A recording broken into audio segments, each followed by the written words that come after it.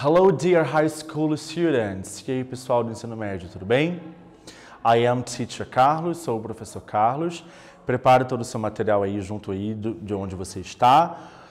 Tudo bem organizadinho, bem confortável para a gente poder aproveitar ao máximo a nossa videoaula de hoje, tá ok? Estão preparados então? Vejam comigo aqui o que nós iremos conversar, quais são os nossos objetivos, né?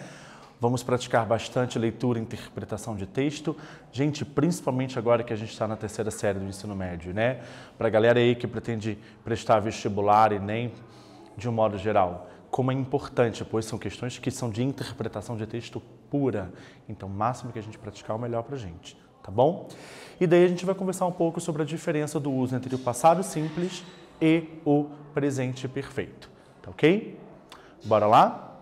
Então, pessoal, vamos pensar aqui. Você já parou para pensar sobre conhecer um país cuja língua oficial é o inglês? Para qual país você iria? Não é para escrever nada não, só para você pensar. Você acha que seria interessante de você fazer essa imersão, de você sair do Brasil e ir para qualquer outro país? Aliás, seja de qualquer língua que você esteja estudando, não necessariamente o inglês, o espanhol, o alemão, o que quer que seja. Mas já parou para pensar nisso, de ir morar por um tempo, fazendo um intercâmbio nesse país? Qual país seria esse? Pensa aí.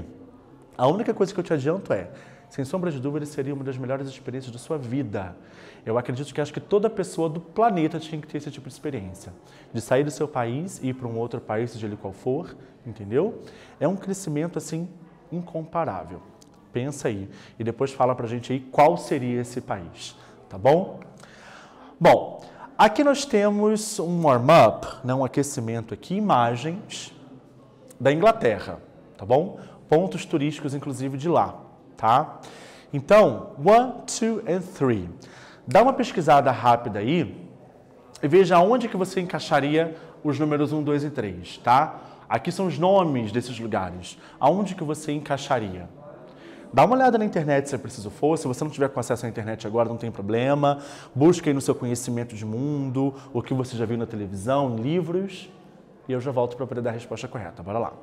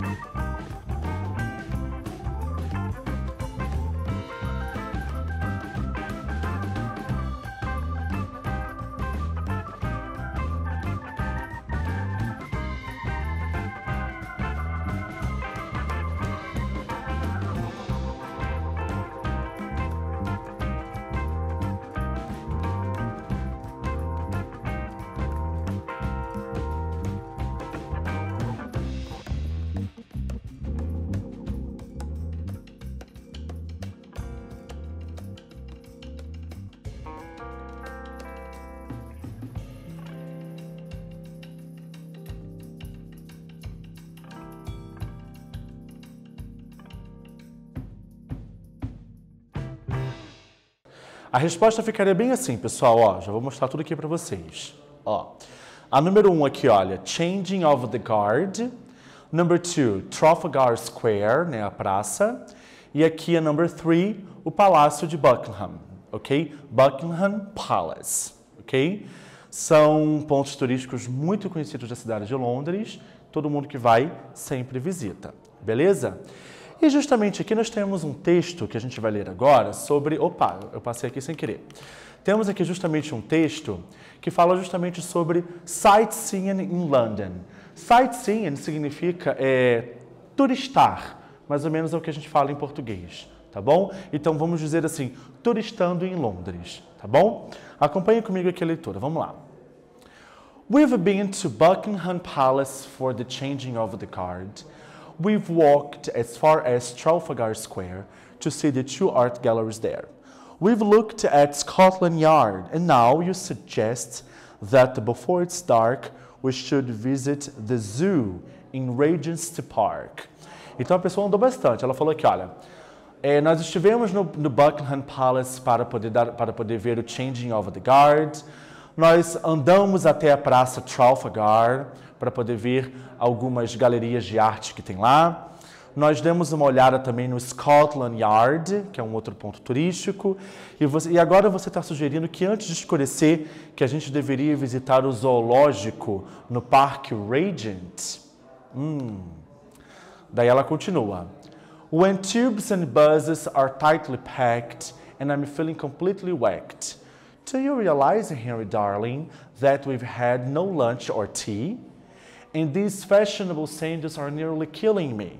So, unless you find a cafe for coffee and a snack, though we left home only yesterday, I'll catch the next train back. Então aqui, no final das contas, a pessoa está muito cansada, né? Depois de sugerir, depois de tudo aquilo daí no zoológico, olha, vimos tubos e ônibus, né? Estou me sentindo completamente exausta. Você percebeu, Henry, meu querido, que nós nem almoçamos, não fizemos nenhum lanche, nem tomamos nenhum chá? E essas sandálias que ela está usando, são umas sandálias muito bonitas, mas apesar disso, elas estão matando ela, né? De tanto que ela caminhou. Então, ao invés disso, você deveria procurar um café para a gente poder tomar um café, fazer um lanche. Poxa, saímos de casa ontem e eu prometo que eu vou acabar pegando o trem de volta. Tipo, você meio que continuar desse jeito, tá bom? Então, olha só.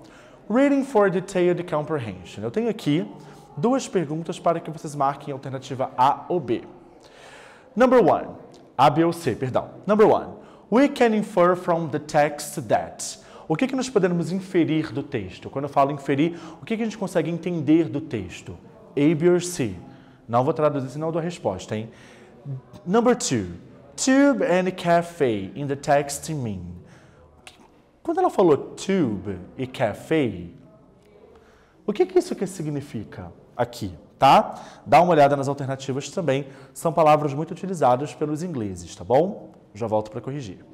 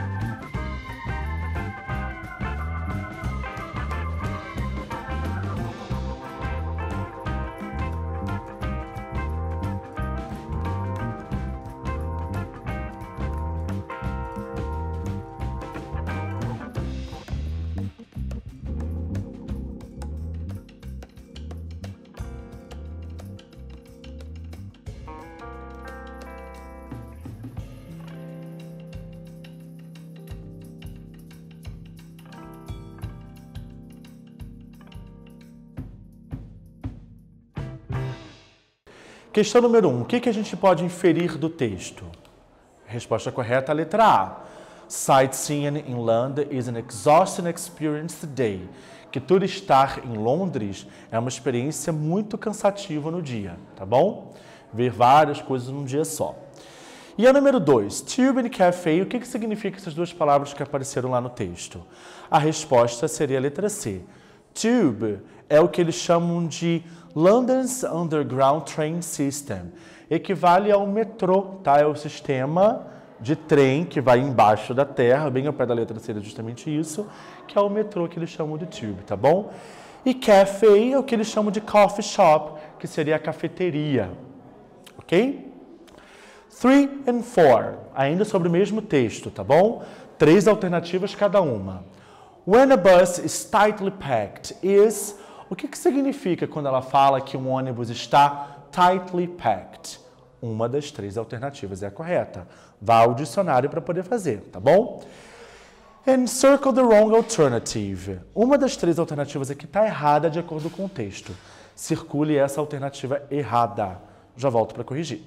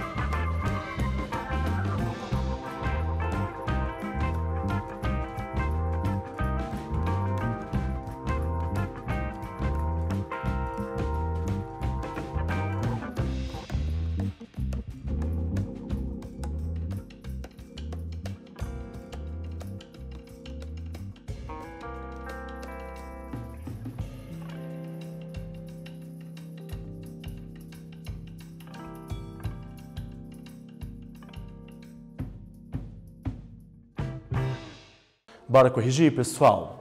Number 3, a resposta correta é a letra B. Tightly packed é o mesmo que lotado. Então, ela está falando que o ônibus está muito cheio, tá bom? E a alternativa errada que era para você marcar aqui é a letra A. The author won't have time to visit the zoo.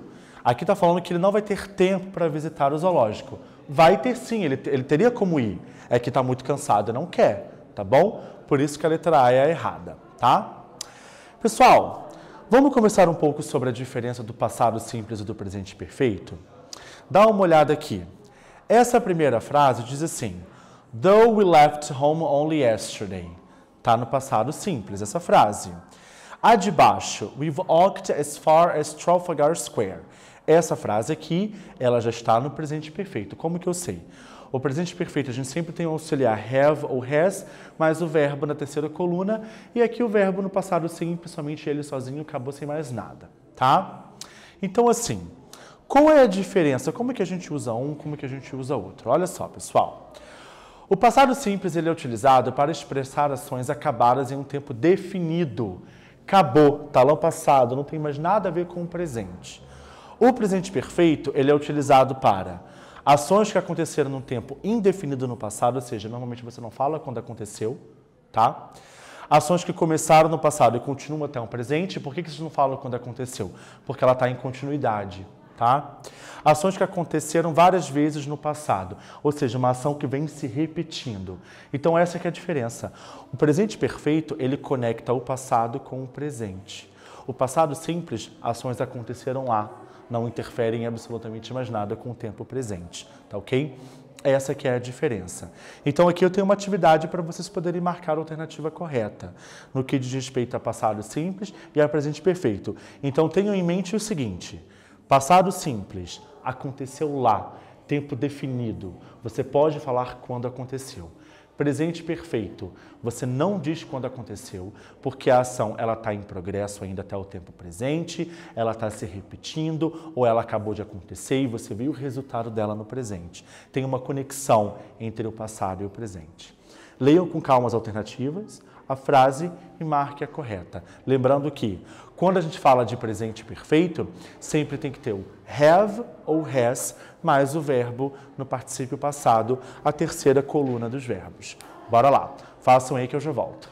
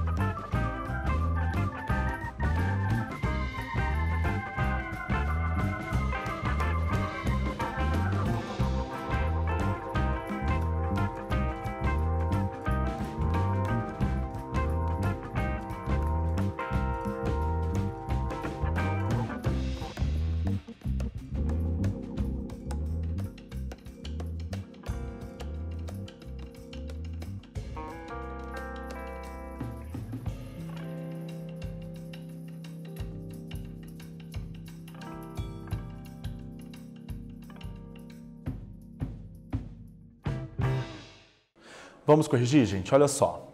A número 1 diz assim: my friend. Opa, então o que é importante a gente pensar? Na hora de você definir, por exemplo, se é presente perfeito ou não, vamos supor não. A número 1 é presente perfeito. Eu tenho dois auxiliares para que eu possa utilizar nesse tempo verbal: have ou has. Como que eu vou saber? Sempre quando for a terceira pessoa do singular, ou seja, he, she ou it, a gente utiliza o has. É justamente o que eu tenho aqui. My friend, meu amigo ou amiga, né? Essa palavra serve para ambos os gêneros.